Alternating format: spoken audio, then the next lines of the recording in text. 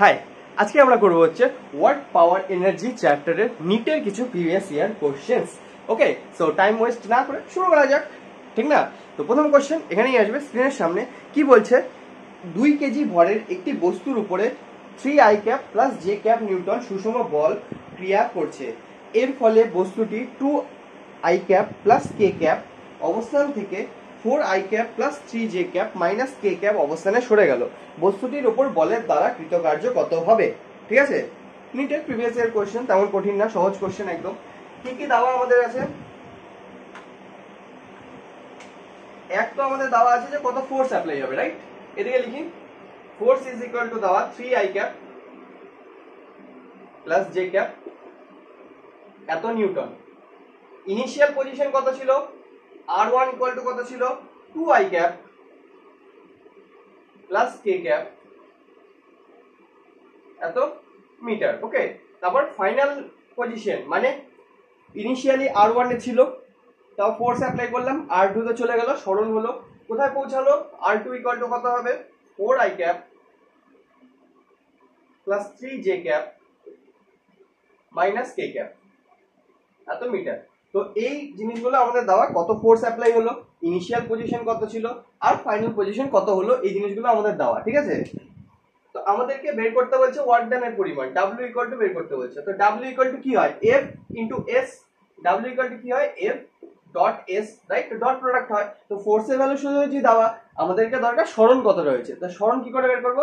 শুরুতে কোথায় ছিল, শেষে কোথায় ছিল, তাহলে শেষেরটা মাইনাস শুরুরটা ইকুয়াল টু কি চলে আসবে? সরণ। তাহলে সরণ যেটা হবে, S ইকুয়াল টু আমি কি লিখতে পারি? S ইকুয়াল টু লিখতে পারি R2 মাইনাস R1, রাইট? কি চলে আসবে? 4 I cap plus 3 j cap minus K cap, তার থেকে মাইনাস হয়ে যাবে 2 i cap plus K cap, right? তাহলে S ইকুয়াল টু কি হয়ে যাবে? S ইকুয়াল টু চলে আসবে এখানে 4 থেকে 2 বাদ দিলে 2 আই ক্যাপ, আর জে ক্যাপ তো নেই ওইদিকে, তাহলে 3 জে ক্যাপই থাকলো, আর মাইনাস 2 কে ক্যাপ, রাইট? এত মিটার তৈরি হলো। তাহলে ওয়ার্ক ডান ইকুয়াল টু কি লিখবো? ওয়ার্ক ডান ইকুয়াল টু লিখবো ফোর্স ডট ডিসপ্লেসমেন্ট, রাইট? তাহলে ফোর্সের ভ্যালু কত? ফোর্সের ভ্যালু আমাদের আসলো 3 i cap plus j cap dot product কি হবে? 2 i cap plus 3 j cap minus 2 k cap, right? এখানে ডিসপ্লেসমেন্ট যেটা বেরোলো আমাদের, তো গুণ করি, 3 দুগুণে কত হয়? 6। আই ক্যাপ গুণ হয়ে 1 হয়ে যাবে, তো সরে গেল 6। তারপর জে ক্যাপের সাথে এদিকে জে ক্যাপ, তো কি হবে? 3 হবে, আর কে ক্যাপ নেই, তাহলে থাকবে না। তাহলে আমাদের অ্যান্সার আসলো টোটাল যে ওয়ার্ক ডান হবে, সেই ওয়ার্ক ডান হবে 9 জুলের সমান। আমাদের ওয়ার্ক ডান হবে 9 জুলের সমান, আর এটাই আমাদের অ্যান্সার। সিম্পল কোশ্চেন ছিল, রাইট? সিম্পল কোশ্চেন, ফোর্সের ভ্যালু দেওয়া, ইনিশিয়াল আর ফাইনাল পজিশন দেওয়া, বের করতে বলছে ওয়ার্ক ডান। তো পজিশন দেওয়া যেহেতু, তো ডিসপ্লেসমেন্ট আমাদের চলে আসবে, final position minus initial position is equal to কি? ডিসপ্লেসমেন্ট। ডিসপ্লেসমেন্ট চলে আসলে ওয়ার্ক ডান ইকুয়াল টু কি আসে? কৃতকার্য ইকুয়াল টু বল ইনটু সরণ। বল দেওয়া, সরণটা বের করলাম, বসালাম, ক্যালকুলেট করলাম, ডট প্রোডাক্ট যেহেতু সহজ প্রোডাক্ট, আমাদের অ্যান্সার চলে আসলো 9 জুল। ওকে, এটা ছিল হচ্ছে 2013 সালের নিটের কোশ্চেন। কত সালে?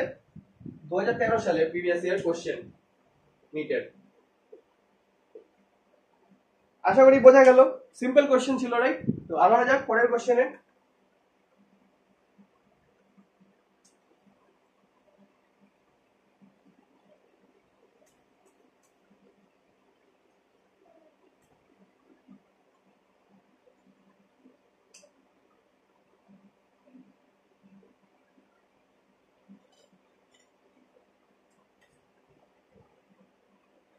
তারপরে 2 নম্বর কোশ্চেন দেখা যাক কি আসে। 2 নম্বর কোশ্চেন আসবে এখানে। কি বলছে? 1 কেজি ভরের একটি বস্তু সময়ের সঙ্গে পরিবর্তনশীল force F equal to 2 T I cap plus 3 T square J cap Newton বলের একটি বলের ক্রিয়ায় গতিশীল। আচ্ছা, এত বল প্রয়োগ করার জন্য গতিশীল হয়, যেখানে আই ক্যাপ আর জে ক্যাপ হলো যথাক্রমে এক্স অ্যাক্সিস আর ওয়াই অ্যাক্সিস বরাবর একক ভেক্টর, জানি, এটা বলার দরকার নেই। টি সময়ে এই বলের দ্বারা প্রযুক্ত ক্ষমতা কত হবে? তো আমাদেরকে ক্ষমতা বের করতে বলছে। আগের কোশ্চেনে কি ছিল? ওয়ার্ক ডান মানে কৃতকার্য বের করতে হতো, এবার বের করতে হবে ক্ষমতা। ঠিক আছে, এবার বের করতে হবে ক্ষমতা। তো সেম আগের মতো, আগে কি কি দেওয়া আছে সেগুলো লিখে নেই আমরা। তো ফার্স্টে দেওয়া আছে ফোর্স ইকুয়াল টু দেওয়া হচ্ছে 2t i cap plus 3t square j cap, এত নিউটন, রাইট? এই ফোর্স অ্যাপ্লাই হওয়ার জন্য বস্তুটা গতিশীল হয়, তাহলে টাইম ইকুয়াল টু কত দেওয়া, t দেওয়া। তাহলে t সময়ে কি বলছে, t সময় ওই বস্তুর উপর প্রযুক্ত ক্ষমতা কত হবে, ক্ষমতা কত হবে। তো ক্ষমতা বের করার উপায় কি, পাওয়ার ইজ ইকুয়াল টু আমরা জানি কি হয়, ওয়ার্ক ডান বাই টাইম, ঠিক? পাওয়ার ইকুয়াল টু কি হয়, ওয়ার্ক ডান বাই টাইম বা কৃতকার্য বাই সময়। আবার কৃতকার্য ইকুয়াল টু কি হয়, ফোর্স ইনটু ডিসপ্লেসমেন্ট বাই সময়। এবার এই ফর্মুলাতে ডিসপ্লেসমেন্ট বাই সময় মানে সরণ বাই সময়কে আমরা কি লিখতে পারি, ভেলোসিটি লিখতে পারি বা বেগ। তাহলে পাওয়ার ইজ ইকুয়াল টু কি চলে আসবে, F into V, F into V, right? Dot product F dot V, মানে এফ বের করতে হবে যেটা আমাদের দেওয়া আছে, দরকার নেই বের করার, আর বের করতে হবে ভি মানে ভেলোসিটি কত। ওকে, তো আমাদের দেওয়া শুধুমাত্র এফ এর ভ্যালু, আমাদের দেওয়া শুধুমাত্র এফ এর ভ্যালু, ফোর্স কতটা অ্যাপ্লাই হচ্ছে সেটা দেওয়া। এবার সেখান থেকে আমাদের বের করতে হবে পি মানে পাওয়ার, ক্ষমতা। তো পি ইকুয়াল টু কি লিখতে পারি, এফ ডট ভি। তো এফ দেওয়া, ভি বের করতে হবে। ভেলোসিটি কি করে বের করা যায়, এবার ভেলোসিটি কি করে বের করা যায়, ফোর্স ইকুয়াল টু আমরা কি জানি, ফোর্স ইকুয়াল টু হয় m into a, right? M into a equal to লিখতে পারি 2t i cap plus 3t square j cap, right? তো এ ইকুয়াল টু কি হয়ে যাবে, 2t i cap plus 3t square j cap by m হবে, এরকম লেখা যাবে। এইবার m যে ভরটা দেওয়া সেটা দেওয়া আছে 1 কেজি, ভর দেওয়া আছে 1 কেজি। এবার 400 নিউটনে আছে, তো এখানে বড় দেওয়া 1 কেজি, তাহলে এসআই ইউনিটে গোটাটা হবে, তো এখানে সোজা 1 লিখে দিতে পারবো।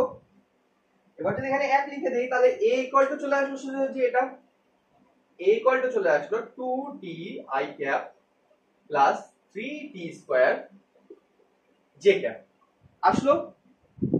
এসআই তে যেহেতু তাহলে মিটার পার সেকেন্ড স্কয়ার হবে, চলে আসলো। এবার a মানে এক্সেলারেশন মানে ত্বরণ, ত্বরণ থেকে ভেলোসিটি মানে বেগ আমরা কি করে আনতে পারি, ত্বরণ থেকে বেগ পিছনে আসা কিসে আসে, ইন্টিগ্রেশন দিয়ে আসে। তাহলে v ইজ ইকুয়াল টু কি হবে, ইন্টিগ্রেট কোথা থেকে কোথায়, 0 থেকে t সেকেন্ড সময়ে, t সেকেন্ড সময় বলছে না কতটা ফোর্স অ্যাপ্লাই হবে, সরি কতটা কি অ্যাপ্লাই হবে, ক্ষমতা, রাইট?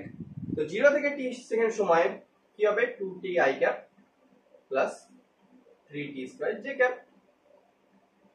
ইন্টিগ্রেশন কি হবে, v ইকুয়াল টু চলে আসবে আমাদের কত, t square plus t cube. আচ্ছা এখানে i ক্যাপ থাকবে, এখানে j ক্যাপ থাকবে।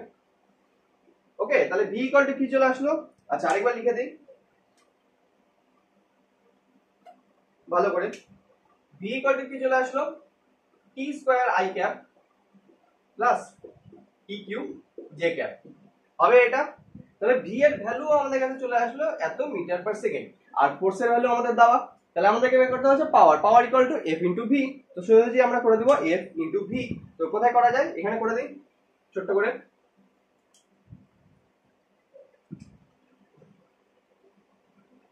পাওয়ার equal to f into v, f হচ্ছে 2t i cap plus 3t square j cap, এটার সাথে ডট হবে কি, যেটা v বেরোলো আমাদের t square i cap plus t cube j cap. তাহলে আমাদের p ইকুয়াল টু চলে আসবে কত, p ইকুয়াল টু চলে আসবে 2t কিউব, আর i তো সরে যাবে, প্লাস 3t5। আমাদের অ্যানসার হবে এটাই।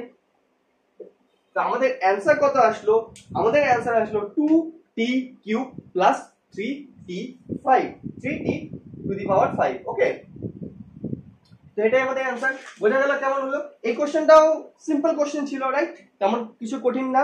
ফোর্সের ভ্যালু দেওয়া, টি সময় কতটা পরিমাণ ক্ষমতা অ্যাপ্লাই হবে বা ক্ষমতা হবে এই বস্তুটার উপরে যে প্রযুক্ত হবে সেটা পরিমাণ। তো এফ সময় টি টাইম দেওয়া, সরি এফ ফোর্স আর টি সময় দেওয়া। ওকে, তাহলে পাওয়ার ইকুয়াল টু কি জানি, ডাব্লিউ বাই টি, আর ডাব্লিউ ইকুয়াল টু কত, F into S, S by T কে আমরা কি লিখতে পারি, ভি। তাহলে এফ আর ভি কে গুণ করে দিলে, ডট প্রোডাক্ট করলে আমাদের কি চলে আসবে, পি চলে আসবে, ক্ষমতা। তো তার মধ্যে আমাদের কাছে এফ আছে, ফোর্সের ভ্যালু দেওয়া, ভি বের করতে হবে। তো ফোর্স ইকুয়াল টু কি জানি, এম এ ইকুয়াল টু এটা লিখতে পারি, এ ইকুয়াল টু এত বাই এম, এম যেহেতু এক দেওয়া তাই সরে গেল, এ ইকুয়াল টু এটাই চলে আসলো। এ থেকে ত্বরণ থেকে বেগে আসার উপায় কি, ইন্টিগ্রেশন, রাইট? বেগ থেকে ত্বরণে আসার উপায় কি, ইন্টিগ্রেশন। তাহলে কোথা থেকে কোথায় ইন্টিগ্রেট করবো, টি সেকেন্ড সময় বলছে, তাহলে 0 থেকে টি অবধি ইন্টিগ্রেট করবো, করলাম, এ কে ইন্টিগ্রেট, চলে আসলো V equal to T square I cap plus T cube J cap. তাহলে এইবার আমাদের কাছে ফোর্সের ভ্যালুও থাকলো, আমাদের কাছে ভেলোসিটির ভ্যালুও চলে আসলো। তাহলে পাওয়ার ইকুয়াল টু বসায় দেবো ফোর্স ডট ভেলোসিটি, চলে আসলো আমাদের answer 2t cube plus 3d to the power 5। Okay, তো আশা করি কোশ্চেনটা বোঝা গেল, সিম্পল কোশ্চেন ছিল। এটা ছিল হচ্ছে 2016 সালের প্রিভিয়াস ইয়ার কোশ্চেন। কত সালে, 2016 সালের। ওকে, নিট 2016 সালে এই কোশ্চেনটা এসেছিল, সিম্পল কোশ্চেন, রাইট? তো আমরা যাক পরের কোশ্চেনে আমাদের।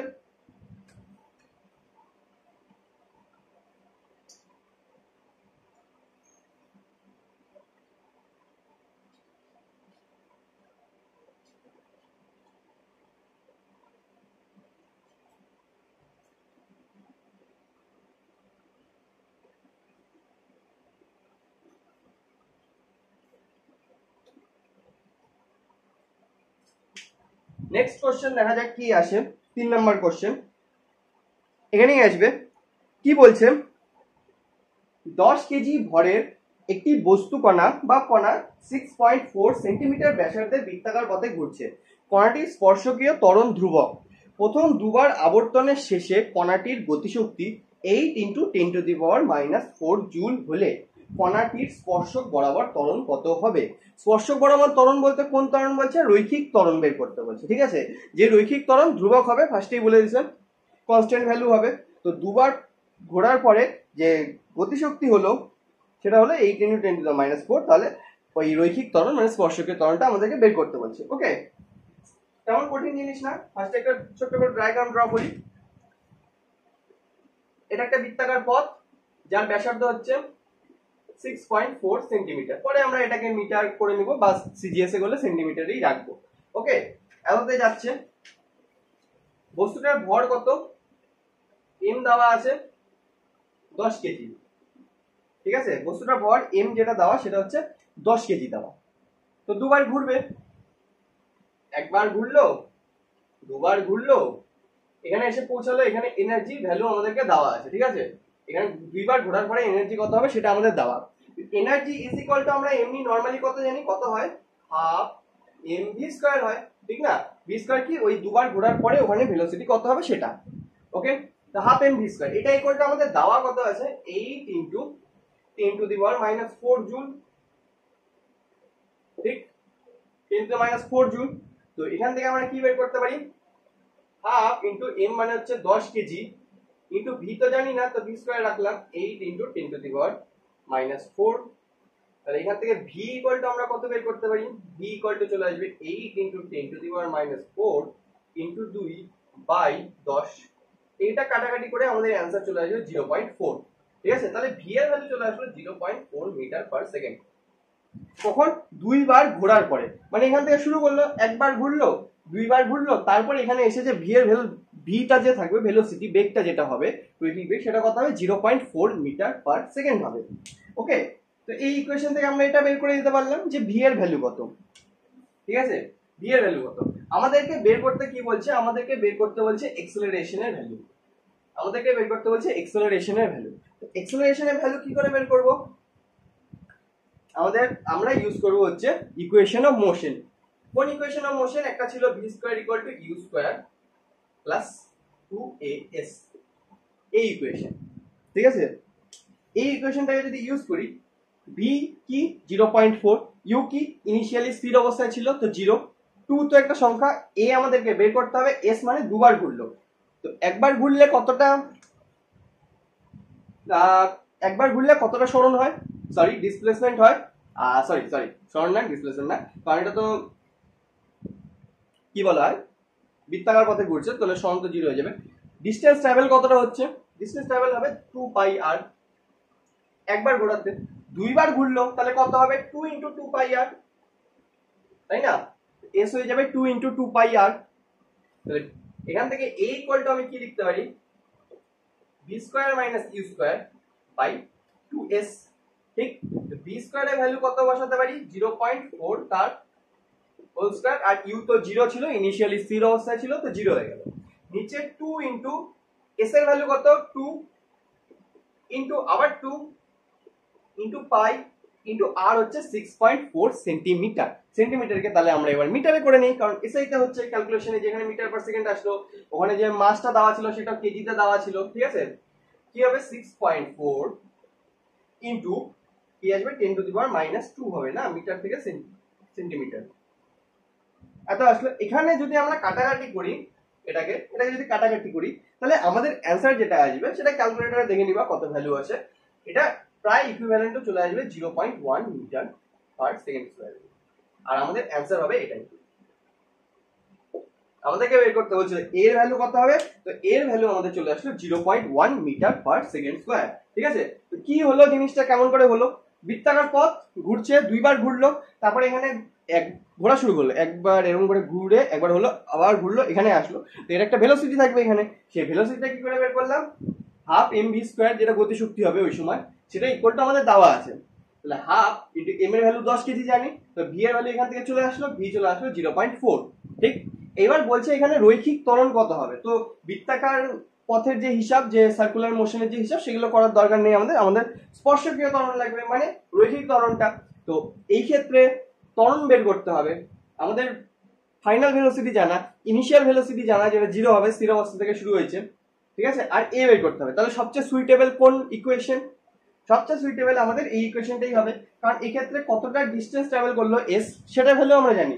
একবার ঘুরলে কতটা হয়, পরিধি, পরিধি বরাবর ঘুরে, তাহলে একবার ঘোরা মানে একটা পরিধি গোটাটা ঘুরলো, দুবার ঘোরা মানে 2 ইনটু 2 পাই আর, দুইবার পরিধি ঘুরলো, ঠিক। আর টাইম তো দেওয়া নেই, তো টাইম যেগুলো ইকুয়েশনে থাকবে সেগুলো আমরা ইউজ করতে পারবো না, তো সেখানে এই ভ্যালুগুলো বসালাম। a ইকুয়াল টু চলে আসবে v square minus u square by 2s, u স্কয়ারকে এই পাশে নিয়ে গেলাম, v square minus u square equal to 2as, সেখান থেকে a রাখতে হলে 2 আর s কে নিচে নিয়ে আসলাম, তাহলে v square minus u square by 2s, value বসালাম, আমাদের অ্যানসার চলে আসলো 0.1 মিটার পার সেকেন্ড স্কয়ার। আর এটাই আমাদের অ্যানসার, যে বের করতে হচ্ছিল স্পর্শকীয় ত্বরণ, তাহলে স্পর্শকীয় ত্বরণ ইকুয়াল টু হবে 0.1 মিটার পার সেকেন্ড স্কয়ার। ওকে, এটা ছিল নিটের প্রিভিয়াস ইয়ার কোশ্চেন, 2016 সালের কোশ্চেন ছিল এটাও। ওকে, তো 2016 সালে নিটের প্রিভিয়াস ইয়ার কোশ্চেন এটা, আশা করি বোঝা গেল। আমরা যাক আমাদের নেক্সট কোশ্চেনে।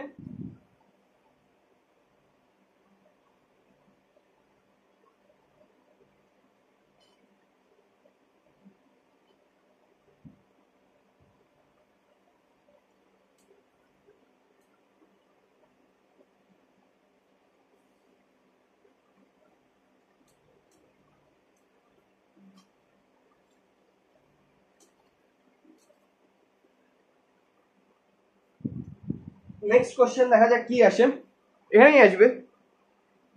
আচ্ছা, নেক্সট কোশ্চেন তো খুবই সিম্পল, কি বলছে, আর ব্যাসার্ধের উলম্ব বৃত্তাকার পথে ঘোরার জন্য সর্বোচ্চ বিন্দুতে এম ভরের কোনো বস্তুর ন্যূনতম বেগ কত হওয়া প্রয়োজন। আমার মনে হয় না এটাতে অঙ্ক করার কোনো প্রয়োজন আছে, এটা সোজা ফর্মুলা হয় আমাদের, রাইট।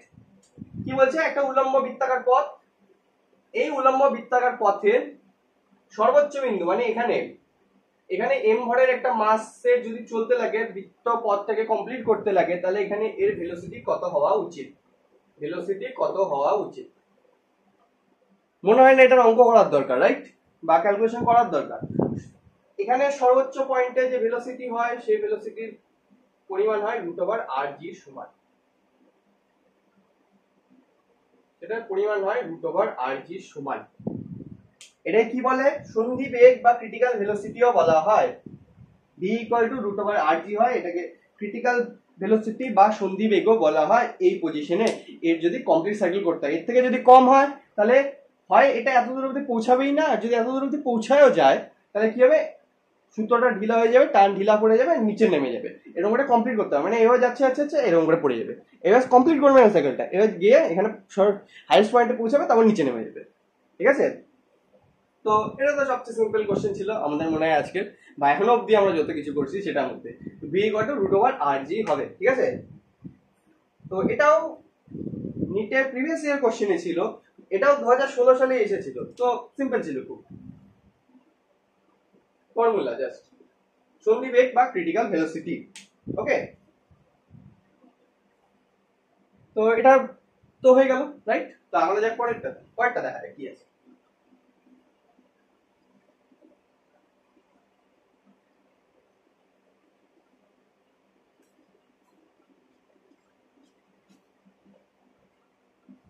আচ্ছা, নেক্সট কোশ্চেন আর আমাদের লাস্ট কোশ্চেন এখানেই আসবে। কি বলছে, প্রাথমিকভাবে স্থির একটি বস্তু 2m আর 3m ভরের দুটি বস্তু খণ্ডতে ভেঙে যায় এবং ওদের মিলিত গতিশক্তি E। 2m ভরের বস্তু খণ্ডের গতিশক্তি কত হবে? ঠিক আছে, কি করা যাবে, এরকম একটা বস্তু খণ্ড আছে যেটা দুটো ভাগে ভাগ হলো, 2m আর 3m। তো 2m এদিকে যাবে, ধরলাম বিস্ফোরণ হলো, মানে ফাটলো, 2m এদিকে গেল, 3m এদিকে গেল। এটার গতিশক্তি ধরলাম k1, এটার গতিশক্তি ধরলাম k2। তাহলে k1 প্লাস k2 আমাদের দেওয়া কত? E। k1 প্লাস k2 যেটা কোশ্চেনে আমাদের দেওয়া, সেটার ভ্যালু হচ্ছে E। ঠিক আছে, তো আমাদেরকে বলছে k1 এর ভ্যালু কত, k1 কত সেটা বের করতে বলছি।